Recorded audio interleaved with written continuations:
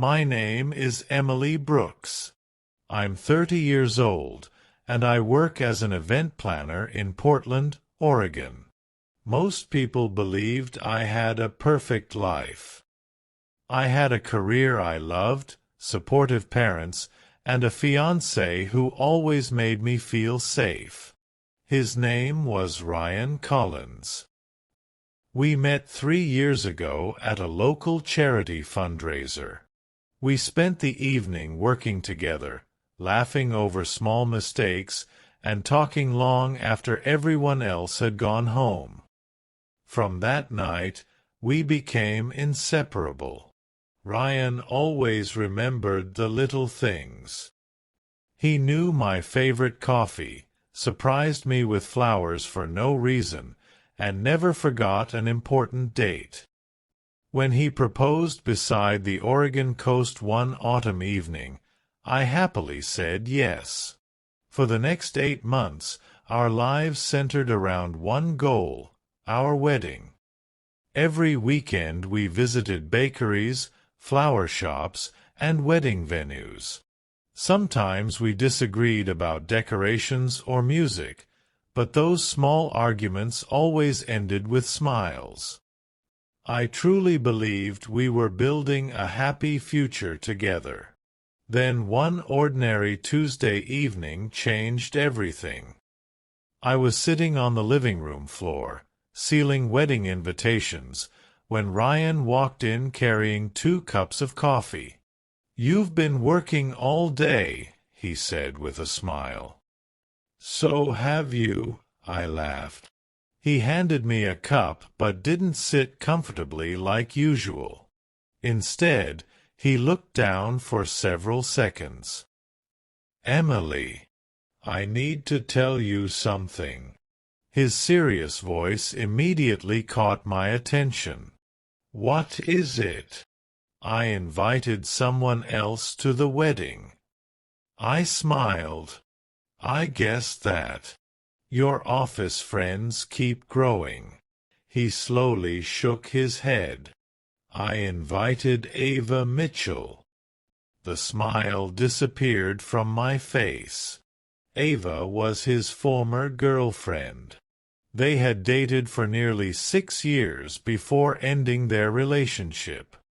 For a moment, I thought he was joking. "You invited your ex?" "We're only friends now," he answered calmly. "She recently moved back to Portland." I stared at him. "You've been talking to her?" "A few times." "Why didn't you tell me?" "I didn't think it mattered." His answer hurt more than I expected. "It matters now." Ryan reached for my hand, but I quietly pulled it away. "I didn't want to hide it from you," he said. "When did you invite her?" "Last week." My heart suddenly felt heavy. He had already made the decision before asking how I felt. That night, sleep refused to come. Ryan fell asleep within minutes while I lay awake staring at the ceiling. Around midnight, his phone vibrated. Thinking I was asleep, he quietly walked into the hallway and answered the call. I couldn't hear the full conversation. Only one sentence reached my ears. "Don't worry. She doesn't know yet." A cold feeling spread through my chest. Who was he talking to? The next morning, I pretended everything was normal. 3 days later, my older sister, Hannah, asked me to visit the wedding venue one last time.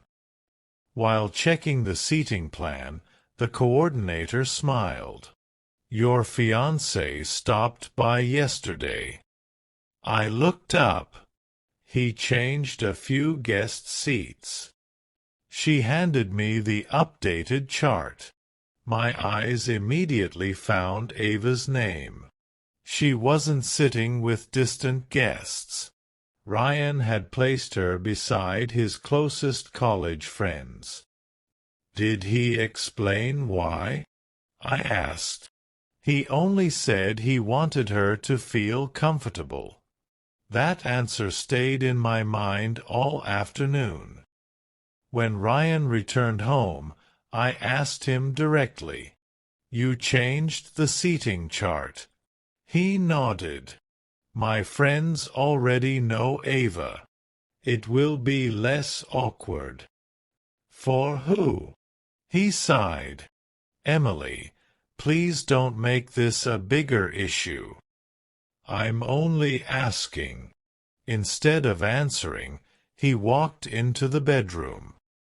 For the first time since we met, Ryan chose silence instead of talking to me.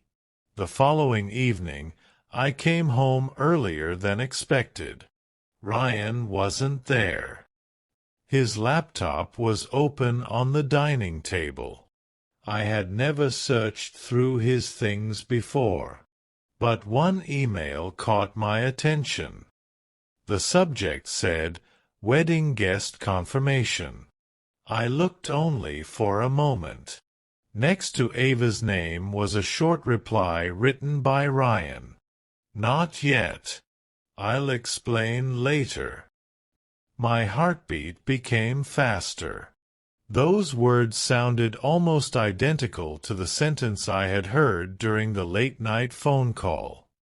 Before I could read anything else, I heard the front door unlocking. I quickly closed the laptop. Ryan walked inside with his usual smile. I smiled back. But for the first time since our engagement, I wasn't sure if I truly knew the man I was about to marry. 2 days later, we arrived at the church for the wedding rehearsal. Family and friends filled the room with quiet laughter. I tried to focus on the ceremony until the front doors opened. A woman in a simple navy blue dress walked inside. It was Ava. Ryan greeted her with a brief, polite hug. My heart tightened, but before I could turn away, Ava walked toward me. "Emily," she said gently, "could we talk for a minute?" We stepped into the empty hallway. She looked nervous. "I'm sorry," she said. "I never wanted to come between you and Ryan." I remained silent. "My marriage ended 6 months ago," she continued. "I had no family here. Ryan only helped me find an apartment and meet with my lawyer. Nothing more ever happened between us." I looked into her eyes. "Then why keep it a secret?" She lowered her head. "Because I asked him to. I was embarrassed about my divorce. I didn't want anyone to know." Just then, Ryan joined us. "I thought I was protecting her privacy," he said quietly. "I never imagined it would make you lose trust in me." I took a slow breath. Helping someone wasn't the problem. He looked at me. Hiding it was. Ryan nodded with regret. "You're right. I should have trusted you enough to tell you everything." Silence filled the hallway for a few seconds. Then Ryan stepped closer. "If you still want to marry me," he said, "I'll call the wedding planner today and remove Ava from the guest list.